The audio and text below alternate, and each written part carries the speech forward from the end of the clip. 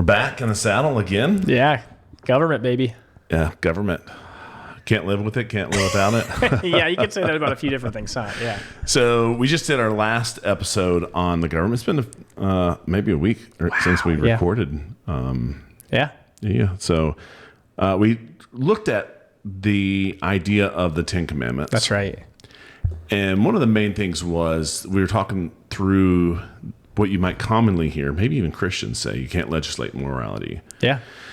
And really the goal was to show that all laws have their basis in morality. The question is, how much morality are you going to legislate and whose morality are you going to legislate? So we looked at, like, a classic example is lying, that continuum between perjury, fraud. Those are punishable. That's right. By our government versus a little white lie. Yeah. You know, like, hey, man, I hope your Steelers do good this year. That's, that Hey, no one's gonna arrest you for that. I hope your quarterback doesn't have permanent shoulder damage going into the season. I wish you the that was nice. So, want to continue on this discussion, and maybe in the future we'll have a panel discussion where we talk about politics in general and maybe what's the best form of government. It's probably a monarchy with the Mots in control. Probably. Let's hope for it. And it's good timing. I feel like politics, I mean, it's always, but it's like we're ramping up towards like voting like and primaries are happening now. I know this will air in the future. But we should really, get Clay in the same night and just go politics, and then aliens or something. Hey, like that. we should do it all. I love it. All right. Well, with that, let's take it to the next level. Let's fire up that twangy music.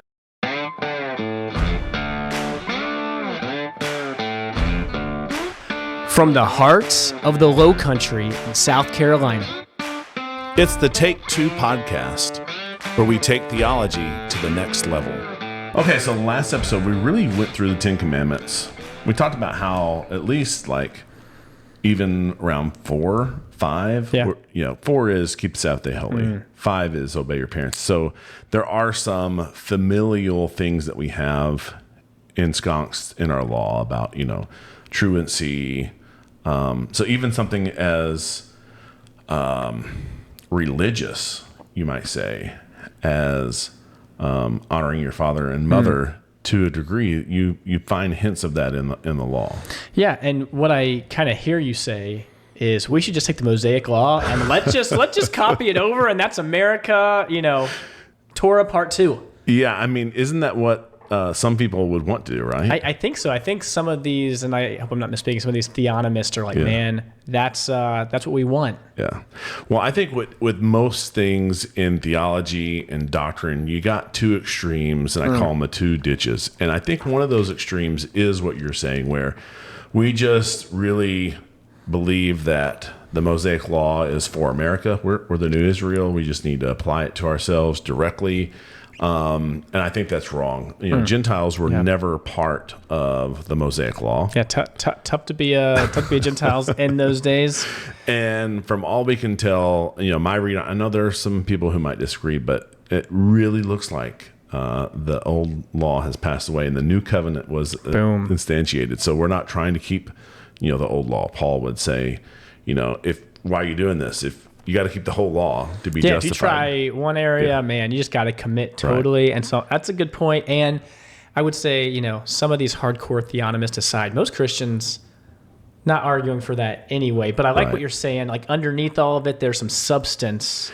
Yeah, because you might have another extreme that would say, old law, why read that? Forget about it. Forget about it. Yeah. Maybe I should be practicing my New Yorker accent, but that maybe we'll talk about that there in the banter.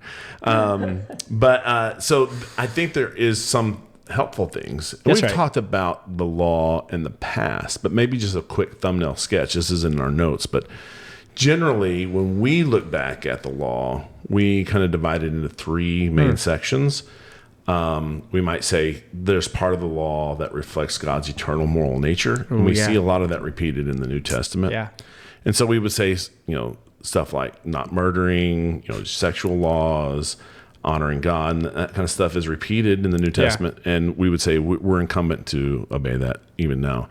And then there's two sections of the law. One we would call like ceremonial, that really kind of kept the Jews separate from their surrounding folks, or they were pictures of separation. And we would throw the dietary laws into this bucket. And then there's like the civic laws that would, told them how much to give, when to give, what the penalties were for breaking different laws, all of that stuff. For a Jew living in that time, it was all moral. Like it was all moral, not amoral, but it was all moral because they had to keep it. But for us, we can kind of see those broad categories. But we wouldn't want to just throw it all away, because we can look back at it and we can see some of God's mindset in what he gave the Israelites. Yeah. It gives you a little, what's the thinking behind it. And I think some of these theonomists, I could be totally getting it wrong. They would be like, hey, let's do away with some of the ceremonial, but let's keep some of the civic stuff is like good stuff. Whereas most everyone else in Protestant is like, hey, that distinction, Right. Yeah, we get it. So we want to dive into some examples of what you're talking about. Some of these principles that we think endure, we should be kind of thinking through when we apply it to our modern day. Yeah. So I think it's the first two really kind of fall in the same big bucket. But Deuteronomy 22:8, a homeowner was required to build a railing around their roof. Dude, sounds like a HOA to me. HOA or OSHA, one of the two. And that might seem odd to you, but it shows that God was saying, hey, you need to set certain boundaries of care for those around you. We don't have flat roofs here. We don't live on our roofs, but they spent time on the roof. We know Bathsheba spent time on her roof, but they had to build up a guardrail because that would help prevent, someone from falling off. That's great. It's like put a fence around a pool, maybe. That's is it good? It's like we don't want like 3-year-olds like just wandering and falling in a pool or something like that. It's that you would get in trouble for that today. Exactly. So things like that, maybe certain traffic cones or something that you'd put around a pothole or something like that. Things that you are putting proactively to guard people from coming into harm.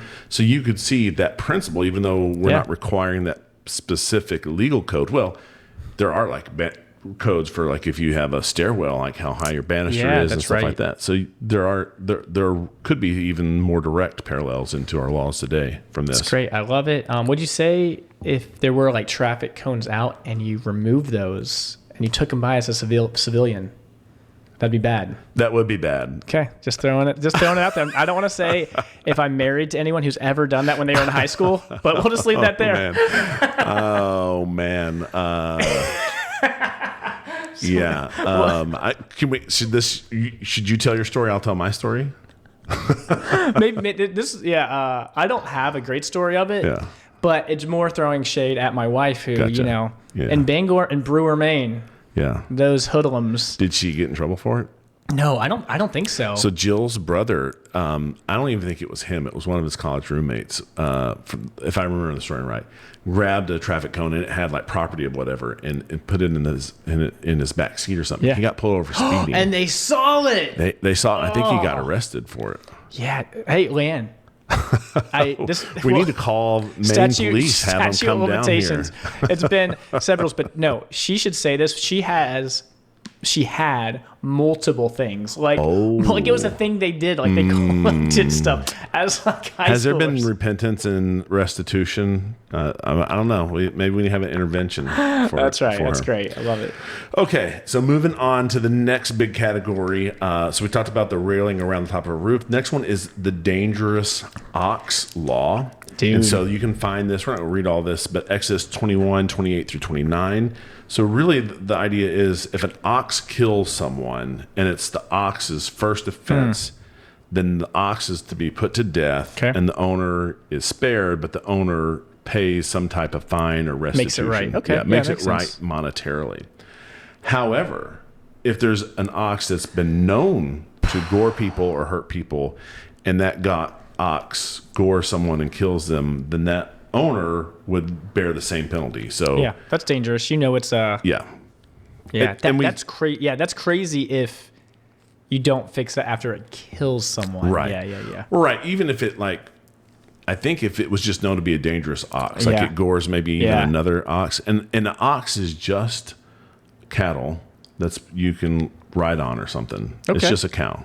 Okay, with gotcha. horns. Yeah, I yeah. know we don't talk a lot of oxen these days. Right. But from what because I deep dove this one time, I was Nice. like, what is an ox? And it's just any member of the bovine family. So Okay. we would say cows, but there's other types of breeds of cows that you can like put a saddle on and ride or have it to pull Okay, in a that harness. yeah. Totally. And we see this kind of stuff today. I mean, to bring my wife back into it again, we in our old neighborhood, taking a walk around, got bit by a little tiny dog. Yeah. And I don't know if that dog got put down. I don't know if it was known, but we got paid some money from a homeowner. Like, we didn't say anything. Like, we filed like a report, and then like a month later, we got a check in the mail for like $2,500. Wow. That was like, hey, you can't sue us, and it was part of their homeowners insurance. And I was like, Leanne, if we just got bit by like 5 dogs a month, if you took one for the team, You we'd need be to rolling. rub some steak on your leg or Yes, something. exactly. So we didn't end up doing that, and it was a tiny dog. I was like, how bad? It wasn't that bad. Yeah. But, Well, I think Joe got bit by a boxer in the back of those are his big dogs. hamstring. Yeah, and I think it was probably not as bad as it could be, but probably worse than what Leanne did. But I don't think he got paid any money. I know. Yeah. Like, I think my brother got bit by a dog as a kid. Like, didn't get anything like that. So we were like totally shocked. And we were like, should we sign this? Is something weird going on? Like, why are they giving us money? But we needed it anyway. But you can imagine, like a big dog, like people will be clamoring for, a dog that's known to have bit people in the past. That's a problem. Exactly. Yeah. If you're a dog owner, your dog has bit someone in the past and bites someone again, then there's going to be a lawsuit. And maybe we should hold them criminally liable. Yeah. If you knowingly, did nothing. Yeah, exactly. Yeah. I think people that we get that makes a lot of sense. That these ancient laws are actually really, really wise in how we carry out a lot of this kind of thing today. So some of the principles we see here, similar to the last ones, principles of negligence, foreseeable risk, public safety and responsibility, escalating accountability. Hey, a freak accident, it's hard to be responsible for that. I mean, you make it right, but you're not held personally responsible. But if you do know, then you can be held responsible. Where I mentioned dogs, maybe reckless corporate behavior, negligent homicide. So maybe if you are a trained boxer and you get in a fight with someone at a bar and you kill them, Man, you can be held at a higher level than someone like me who's not a trained boxer. Yeah, this is I get all this stuff. It's this is what they say. At least I don't know if this actually happens. Like, as a physical therapist, they're always like, don't like offer free advice or don't like personal train someone because you're held to a higher standard. You know what I mean? People could technically sue you. That's why you don't like to give any advice to people really at don't. church. I get nervous that someone's going to say something and they get hurt. No, I don't think they'll sue me. Anyway. Yeah. All right. So next one, another public harm, pollution. So here's some things that we could think about. I don't know that they had any pollution laws in the Mosaic Law, but this is another similar one that we would have. The government, our current government, restrains actions generally that harm neighbors collectively. So some modern analogies, some environmental pollution, doing something that contaminates water. You always, it's a typical movie. Someone's mining and they're bringing up stuff that they shouldn't. It's contaminating the town's water and everyone's getting sick, that type of thing. Dude. That happens in real life from time to time. Not that long ago, our water got contaminated. Or, Berkeley County from something. That's right. Toxic dumping. So a biblical principle is loving your neighbor, preventing foreseeable harm. So that's kind of a bigger parallel to those first two. Okay, Great. so we did talk about the civic side of things. Yeah. And I'm not, necessarily advocating for us bringing in the Mosaic Law, but I think there is something that's unique about the Mosaic Law penalties that we don't do today. There's difference, and obviously different time, different way of life, but it's just food for thought. Maybe this is something we should consider moving away from our mass imprisonment system. Yeah, I think, there's been a lot said, and there's a bunch of different takes on different parts of our prison system. I think collectively, most people would say it's not necessarily working out great. Yeah. Either we've got a lot of people locked up for should these crimes fit that level, or the whole for-profit system, and are we really rehabilitating people, or they come out and it's worse and they're not adjusted? It's kind of crazy. I know, and it seems you hear these stories about people who commit crimes and they're in there for forever, and it's like that doesn't seem to like obviously they got to quote unquote pay their debt to society, but the punishment seems harsher than the crime. And then there's people like in Charlotte that just aren't getting, they're violent criminals and they're just getting turned back out on the street, and then they commit another violent crime. You know, that guy that killed the Russian immigrant on the train was released from a previous violent crime. So under the Mosaic covenant, there was very little to no long-term imprisonment. So you generally had two types of categories. And it might seem harsh, but there were a lot of crimes that were just capital crimes. Yep. If you committed this crime in the Old Testament, then it was punishable by death. And honestly, I feel like more of our crimes should actually be capital crimes. Yeah, it seems like it takes a lot for for capital punishment to occur. Things, examples we have here are things like murder. Yeah. Even with murder, it is hard. I know. It's just like, man, crazy. Yeah. Kidnapping, certain sexual crimes, persistent violent rebellion at some point. Capital punishment's a really big deal. You don't take it lightly. But these are some majorly insane, and maybe every situation's not the same. But like you're saying, there are people that it's like, wow, we're just going to do this every 2 or 3 years, and it's like, I don't know. Yeah, and I think there are certain crimes against. We value human life so much that if you take another human life, if you rape someone, if you kidnap and torture someone, that we value their life so much that we're going to have a severe penalty, severe enough for capital punishment. So that's one big broad category. The other broad category is some type of restitution, fine, or some corporal justice, which is really we don't have that. We don't have if I were to cause an accident, and that I was negligent in, and you lost your left arm, Under the Mosaic covenant, I could also have to lose my left arm. Yeah.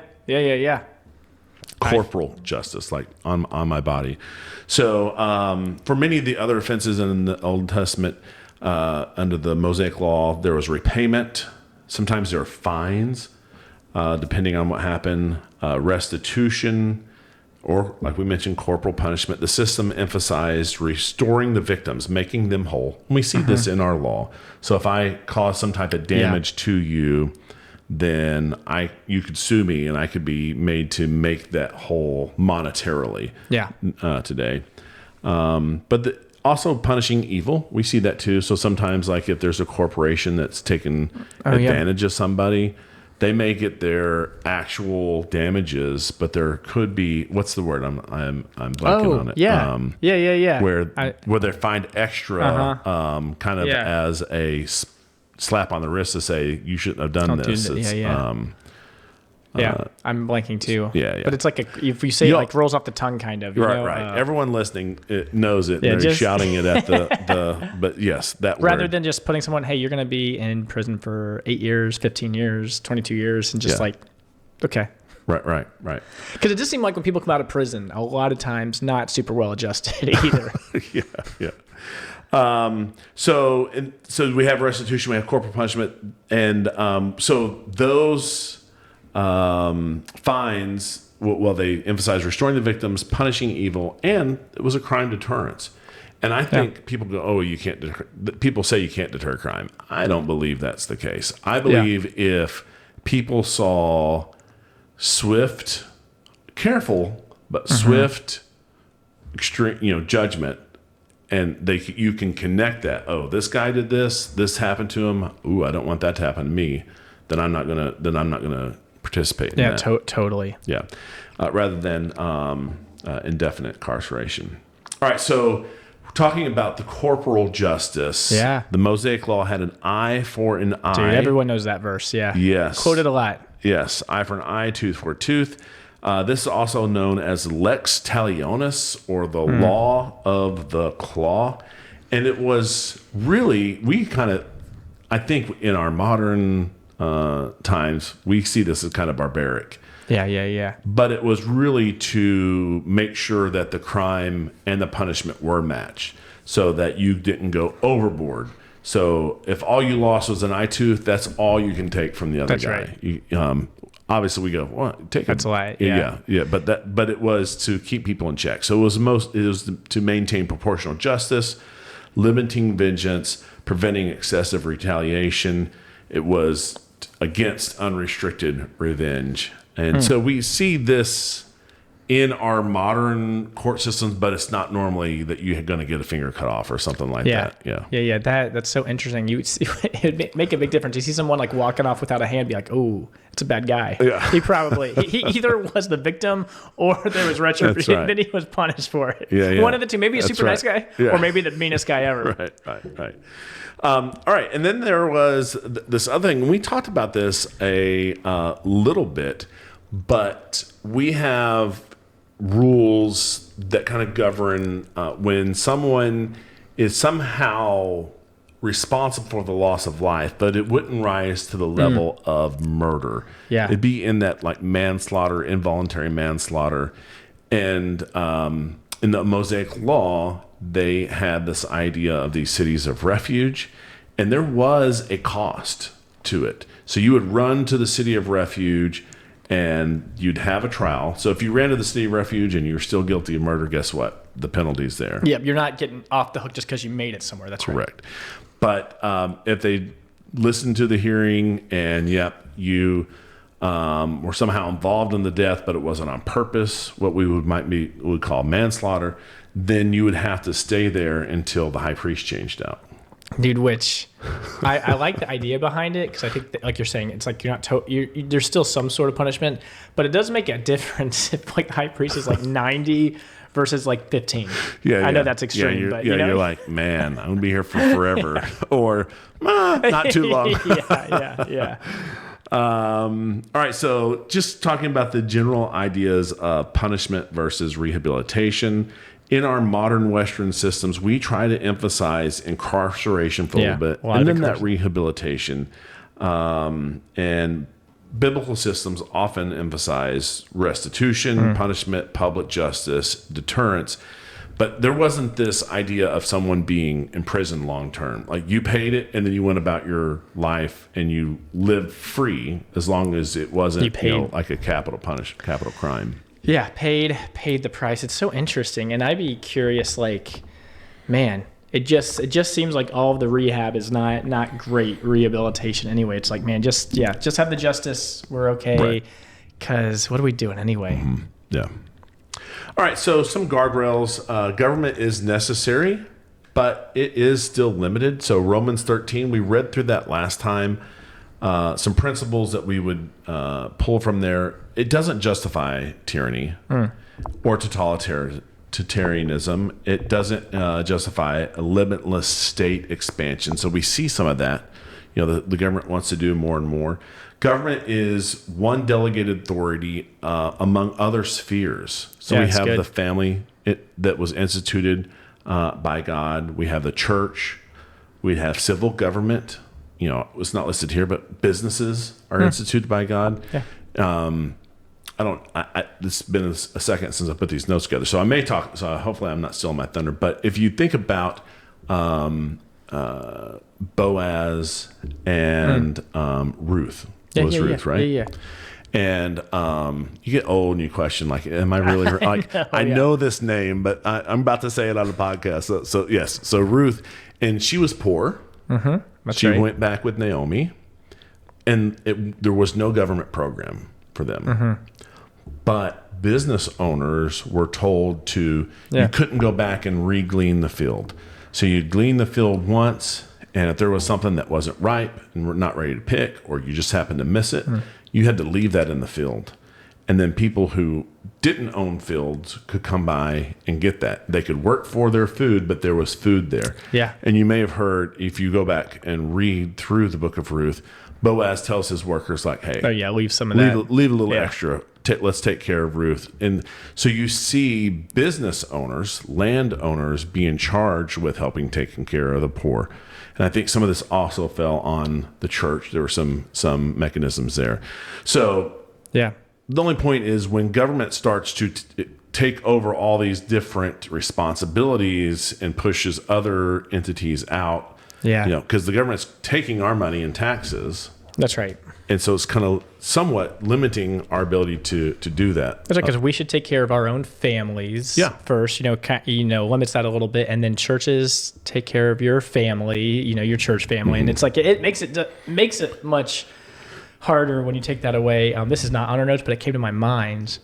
Speaking of theonomists, it's not a theonomy episode, but it's like, I just was listening to a podcast about a theonomist, and he was like, we just should get back to like landowners vote.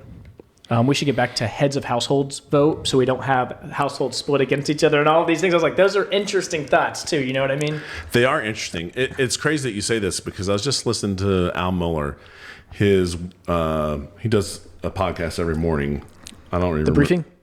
What's that? The Briefing? Yeah, The Briefing. And he takes questions on Friday. And someone asked the question about should we go back to a household vote? And part of the reason there were women who were against women's suffrage, because that was the men that were signing up for the draft, and so how you vote could affect that.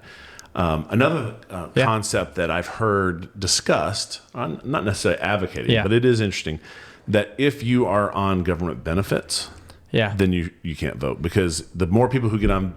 Think about the more people who get on government benefits and they vote for government benefits, then that could sway, you start getting everyone voting where you get the collapse. If you look back at the Roman Empire and what they were doing, you had all of these citizens who felt like they didn't have to work.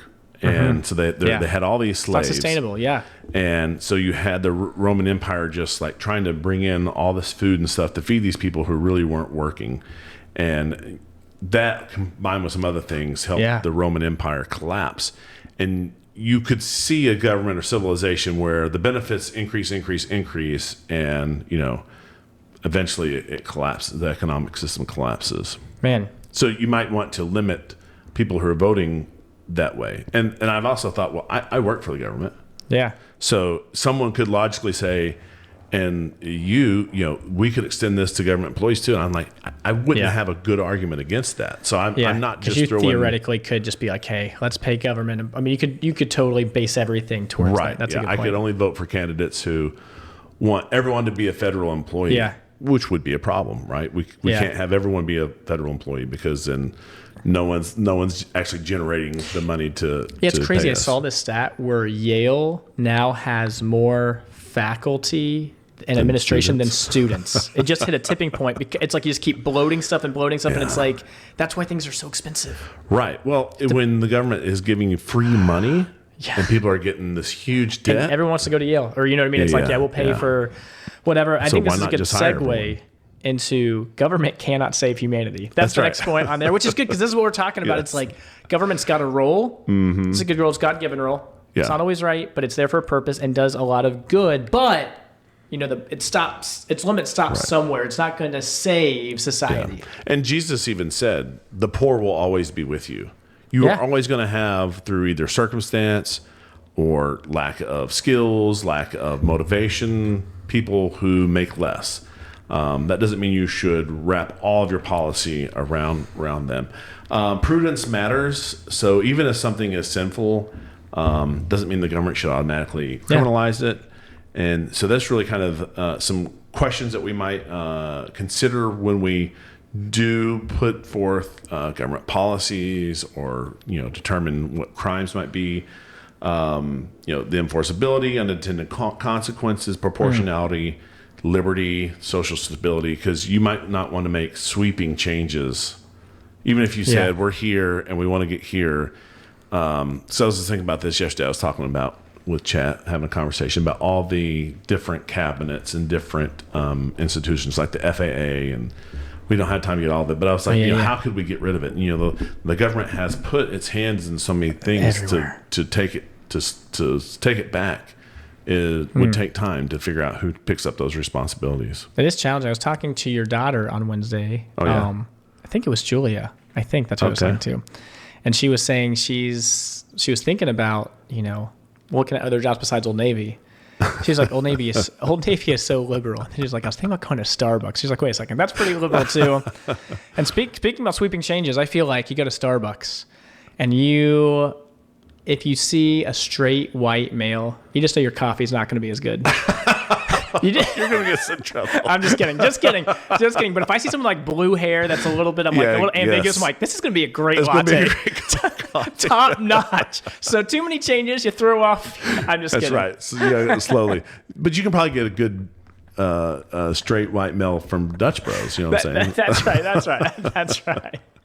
All right. So before we get Zach too off the rails, just questions to consider. And we've already touched on some of these, but it's a good recap. Should all immoral acts be legal? Obviously, no. Where should government intervention begin? That's good. For every individual area that you're thinking about, the more government gets in, the harder it is to get back out. But there becomes a place where you do need government intervention. What's the purpose of punishment? Is prison the best system? Does secularism actually avoid legislating morality?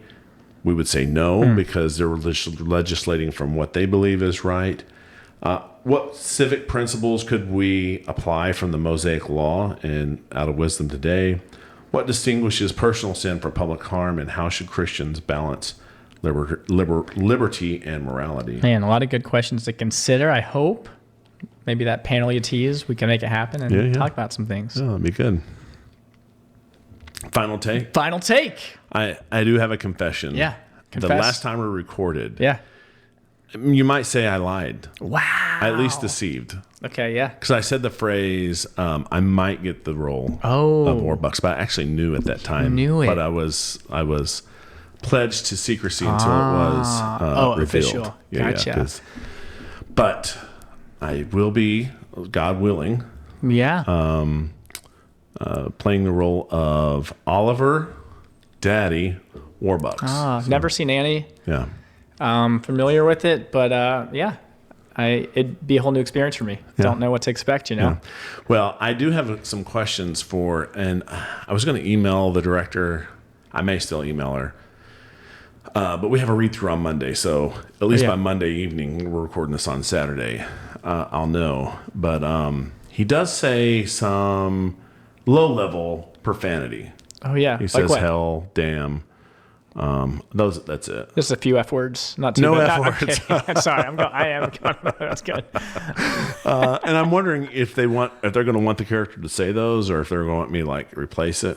Yeah, I've noticed you're really trying to get the character off air. You were just letting the words fly. And I think for most of them, they're easily replaced. Like in the song in NYC, he says, man. He says damn someplace. But that one's easily replaced with man. Oh yeah, There's a place where he sings. This song is "Why Change a Thing." I don't know why I'm saying this. If you're not familiar with Annie, then you don't know. But there's it's not a Hard Knock Life, I probably don't know it. There's a song "Why Change a Thing," and he kind of goes into this dialogue in the middle of it, and he says. Damn, what do I know about children? But you could easily just make that, man, what do I know about children? But so some are replaceable, but there's a spot where he first gets introduced to Annie and he starts trying to self-regulate that. He's goes from those words down to so darn. It's showing something different in the character. And so that paragraph really doesn't work if he hasn't been saying those words a little bit before. So we'll see how the director wants to handle it. See what happens. I can't imagine my in-laws loving seeing me up there saying those words. I talk to them. They are hoping you just really dial it up. We're gonna got to put an E on this episode explicit with the way you've been talking. I think we're all good though. So July 23rd, 24th, 25th. There you go. Yeah, because come to North Charleston. Even if you're our listener, I know what I was going to talk about. Wow. But remember I said I knew I had something for banter, but I couldn't remember. I do remember. We can talk about it next episode. Ooh, tease the banter. I love it. But so end of July, maybe not the very end, but July 23rd, 24th, 25th? Yeah, 23rd, 24th, 25th in There North you go. Charleston at Northwood Baptist Church. Northwood Baptist. You know how much confusion Northwood Baptist and Northwood Assembly, Academy or actually it's just Northwood Church now, I think. Yeah. Yeah. Northwoods Mall. Yeah. It's not a lot of woods over there anymore either. No. I'm sure there was years ago. Yeah. Even when we got here in 2001, And things have drastically. I mean, where we're sitting right now was all. yeah. wooded, Yeah. Man. Yeah. Wow. Anything else? I think we are good. Maybe a panel, maybe not. We'll see what happens, but that's our take. Thanks for listening to Take Two. Find us wherever you find podcasts and on YouTube for those who want to watch our videocast.